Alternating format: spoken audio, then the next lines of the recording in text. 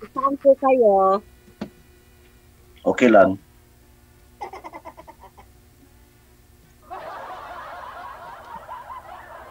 Sabi ko po, taga saan po kayo?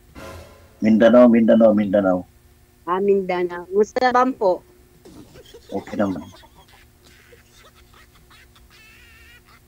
Ilang taon na po kayo? 55. Ilan po? 55. 5'5". Mas matanda po ako. 56 na po ako eh. Matanda pa na. Kita na ba sa pagmumuka? Isang guhit. Itapunta naman po lahat doon. Alin po? Sa pagtanda. Ano po? Sige po, tanong lang po kayo. May tatanong. Nasaan ang asawa mo? Ayun, may tumawag. Ayan, tumawag yung asawa. Tumawag yung asawa mo. Ano, wala na po. Byuda na po ako. Ay, hala. Magdadala po. Galing langit, tumawag, ma'am. Ilan ang anak mo? 5. Nakatapos na. May asawa na po sila lahat. Nako, mahirap. Ano po, nakatapos ko mag-aral. Ano lang, high school. Mag-asawa na. Sa akin, 5, walang asawa, may trabaho. Lahat.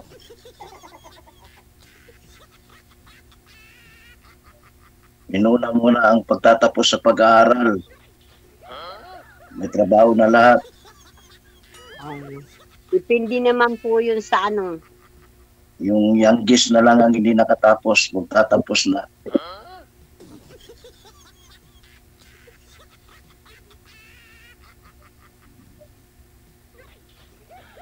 Taga saan po kayo?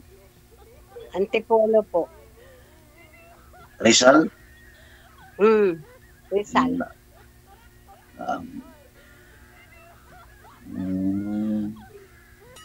Napunta ako dyan eh. Ha? Nakarating na po kayo dito? Oo, sa Santa Lucia. Tawid ng tulay. Hindi pa po Antipolo. Oo nga ni, tatawid pa ng tulay. Tulay? Oo po. Pagdating ng Santa Lucia, kadugtong doon, tatawid ka pa ng tulay na mahaba. Antipolo. Hindi ko po alam yun. Hindi na umaabot. Baka tinanggal na yung tulay. Ilan salin niyo na po dito? Ano po? Sabi ko ilan salin niyo pa no na pa dito? Pangalawa na, pero yung una, bago umalis may asawa. Pagdating sa Manila, wala nang asawa.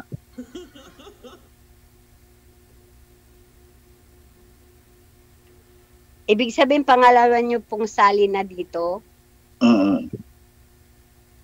Hindi pa nakita yung forever. Wala pong forever, together meron. Sigad lang ang forever. Alin po? Alin? Sabi ko sigad lang ang forever. Walang forever sa ano. Ano nga, ikaw ilan sali mo na? Wala po. Ngayon lang po. Ngayon lang pala. Ngayon lang. Magulo dyan sa Maynila, ano? Hindi po alam. Hindi naman po kami nakikisali sa gulo ng Maynila. Ganun ba? Ibig sabihin, di kayo nakahalubero sa mga mga politika. Bawal yan. Gulo yung Mindanao Bakit yan po sa Mindanao? Tahimik? Tahimik na tahimik dito.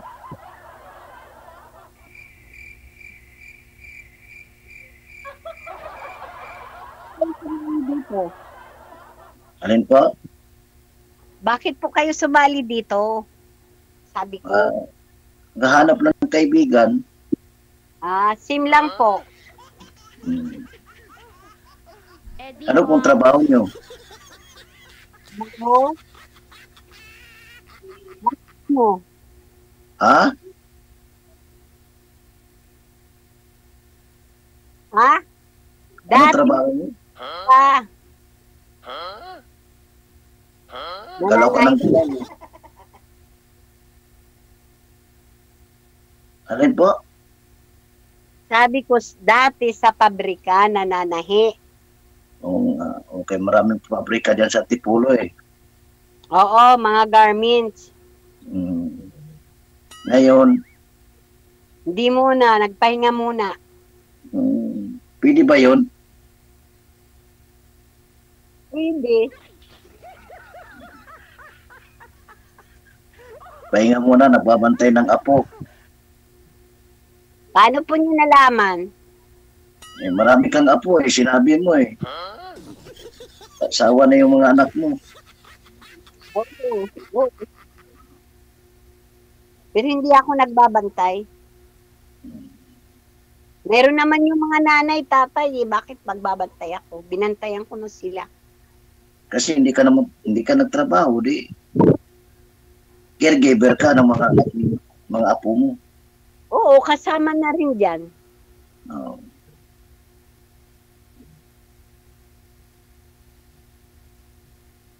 Ikaw, ano pong pinagkakabalan niyo po? May negosyo po ako. Business Kahit may... kahit may mga trabaho yung mga anak ko, meron ako pinagkabalaan. Oo, business minded ka pala eh. Oo.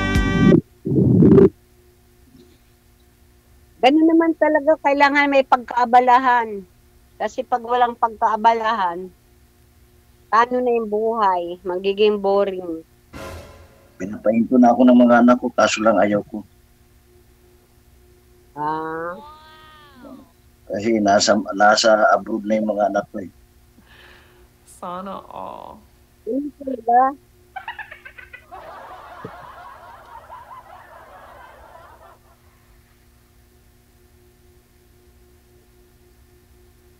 Naguluhan ako sa iyo, galaw ka ng galaw. Kasi dito ako nakaupo sa ano eh. Sa higaan. Parang may kiliti ka sa puwet. Grabe ka naman. Kasi galaw ka ng galaw eh. Kasi dito maliwanag, kaya dito ko umupo. Kasi dito pag inalagay ko doon, madilim. Tinitirahan nyo sa inyo ba yan? Sa akin.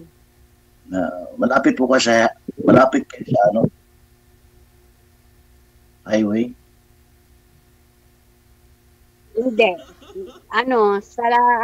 Lalabas pa ng highway. Looban. Mm-mm. Nasa looban kayo. Sa looban kami.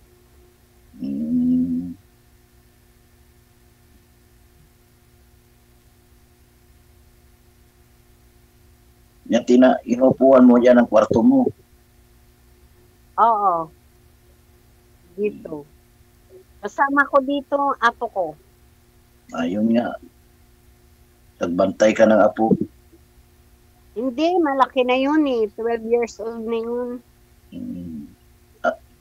Yung kasama ko dito, 12 years old. Mula nung nawala yung asawa ko, yun talaga kasama ko dito.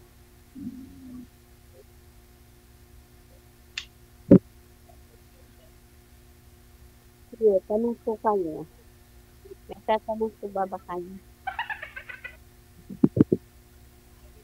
Ikaw na kayo nang magtanong. Parang wala na akong tatanong eh. Ikaw na lang. Pareho tayo. Wala na rin ako matatanong eh. Lahat nyo na ba naitanong? Wala ka na ano? Wala.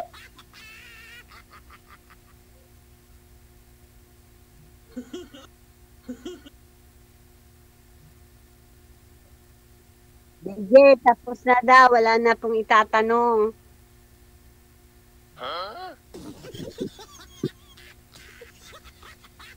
may nakikita si DJ. Sir Akala, DJ. akala ko ba naman yung mga gusto yung mahanap dito, kausap. Ayan na, may kausap na kayo. Tapos wala kayong maikwento, wala kayong maitanong. Yung programa natin, programa ko, Wanted Sweetheart, no? Pero ang gusto nyong mangyari, kaibigan o kausap, ayan, pinagbigyan ko po kayo. So, usap kayo, makinig kami. Tanong pa ho kayo, ma'am. Baka mayroon po kilala si Sir Jan na biyudo. Yung pariyo, baka mairirito niya sa'yo, ganun. Parehas lang po naman ang ano namin. Ano lang, prince lang daw. Parehas lang naman. Wala na. Hindi po talaga kayo naghahanap, ma'am, ng kunyari, mapapangasawa, kung pala rin, ganun.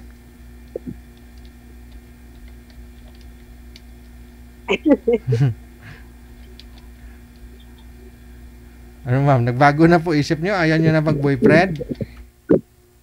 Hindi naman po. Naghahanap din naman po. Kung meron, kung wala, kung meron, di mabuti. Kung wala, di mabuti rin. Ganun. Okay. Ibig sabihin, kung magkasundo naman na kayo ni Sir, pag sakali, ligawan ka niya, kung gusto mo siya, sagutin mo, ganun.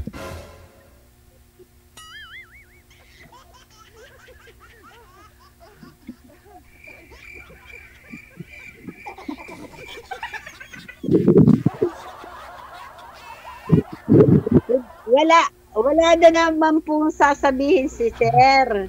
Wala na po akong sasabihin. Wala na rin? Ako na lang may sasabihin, kaya ako po yung nagtatanong sa inyo eh.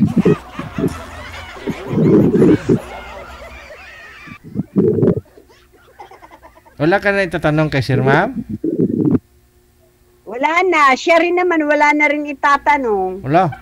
Paano yan pala pag mag-connect na kayo doon sa Messenger? Kunyari, magtatawagan kayong dalawa. Wala naman na kayong pagkakwentuhan pagka ganon.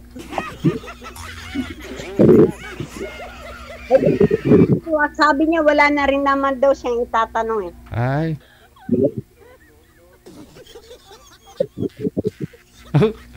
Sige, paano po?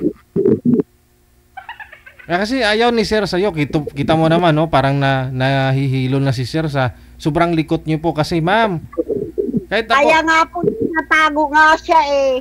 Kaya nga po kasi malikot kasi kayo, masakit sa mata. Kaya, ako nga medyo bata-bata pa, masakit na nga yung mata ko, si Sir pa ho kaya. Nahihilo ako, feeling ko parang buntis ako.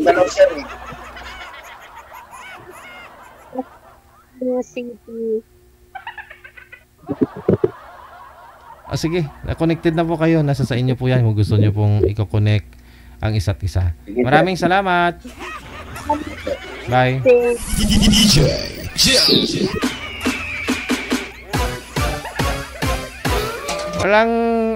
Walang pilitan.